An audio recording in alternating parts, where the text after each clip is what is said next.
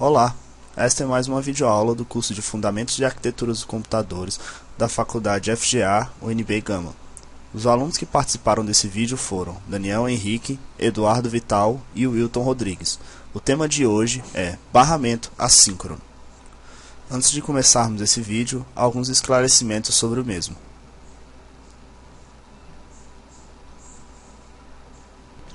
O objetivo dessa videoaula é entender o funcionamento de um barramento assíncrono e suas vantagens relacionadas a um barramento síncrono, visto na última aula. Antes de falarmos de barramentos assíncronos, devemos saber o que é de fato um barramento.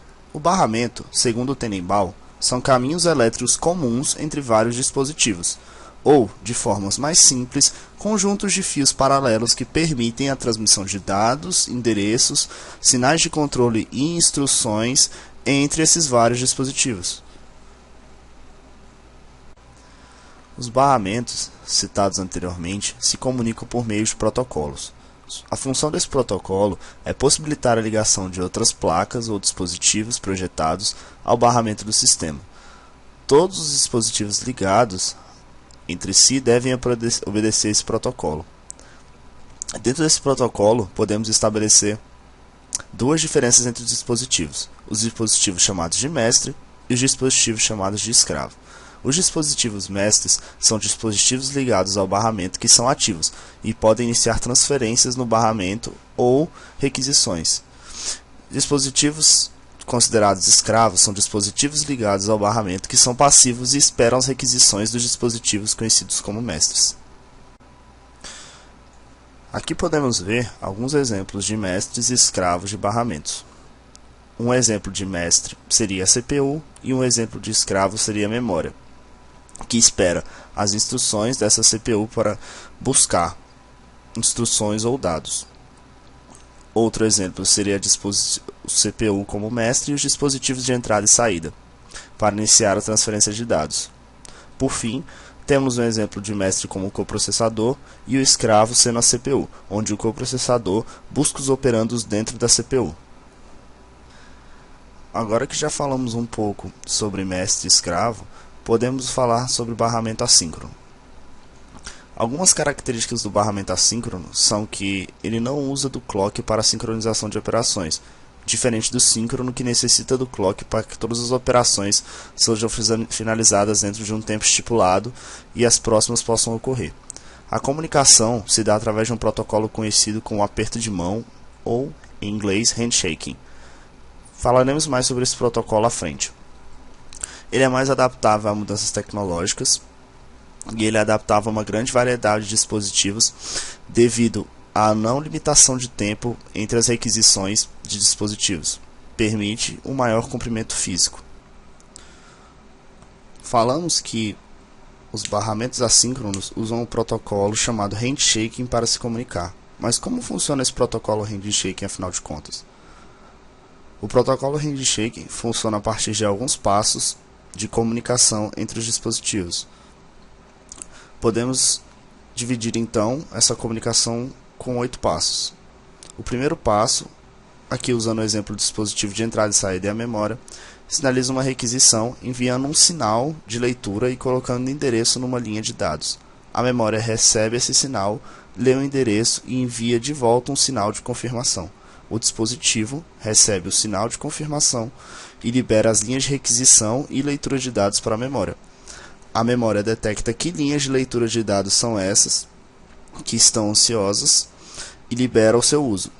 Então a memória, quando pronta, coloca os dados nas linhas de dados e envia o sinal, indicando que os dados estão prontos.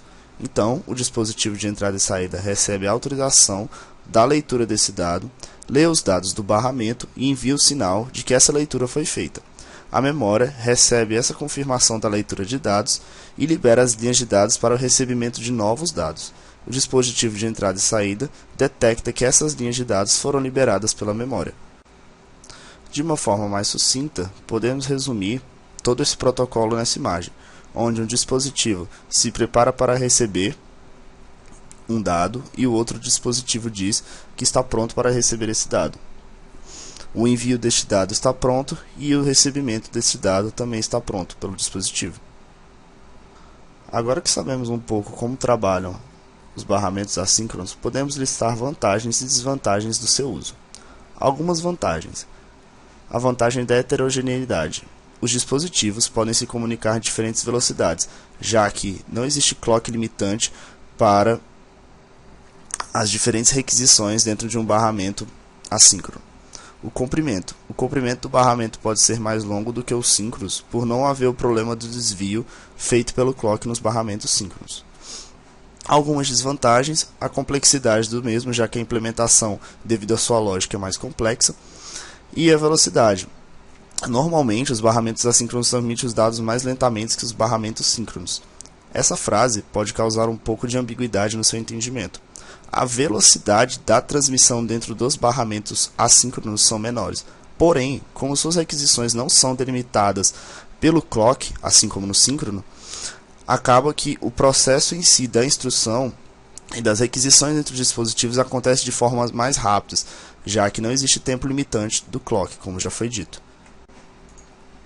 Podemos explicar de uma forma mais detalhada a partir de uma animação feita por nós.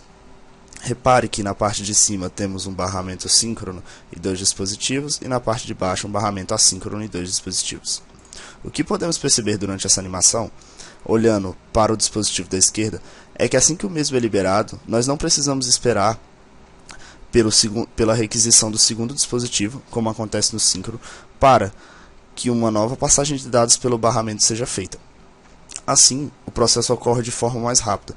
Podemos notar que enquanto o dispositivo da esquerda superior, que é feito pelo barramento síncrono, fez apenas uma requisição, o barramento assíncrono possibilitou que o dispositivo inferior da esquerda fizesse 2. Uma conclusão da nossa aula. Embora os barramentos assíncronos apresentem mais vantagens em relação ao síncrono, quando olhamos para a velocidade, estes são mais usados por serem mais fáceis de construir. Não precisam de sinais de controle dos mestres e escravos, e por haver uma boa soma de dinheiro investida na tecnologia de barramentos síncronos, que são os usados pelos dispositivos e computadores comuns que conhecemos hoje em dia. Vale ressaltar também o quesito na utilização de barramentos síncronos relacionados à segurança. Quando delimitamos que as próximas requisições só podem ser feitas a partir da finalização do tempo estimado no clock, garantimos assim uma margem de segurança para a utilização dos mesmos. Por isso que, diferentemente dos barramentos assíncronos, os barramentos síncronos são muito utilizados nos computadores que vemos hoje em dia. Essa margem de segurança garante que as requisições não sofrerão choque ou que os dados feitos por elas chegarão em segurança aos dispositivos que estão trocando informações. Essas foram as referências utilizadas para a construção dessa videoaula. Muito obrigado e até a próxima videoaula.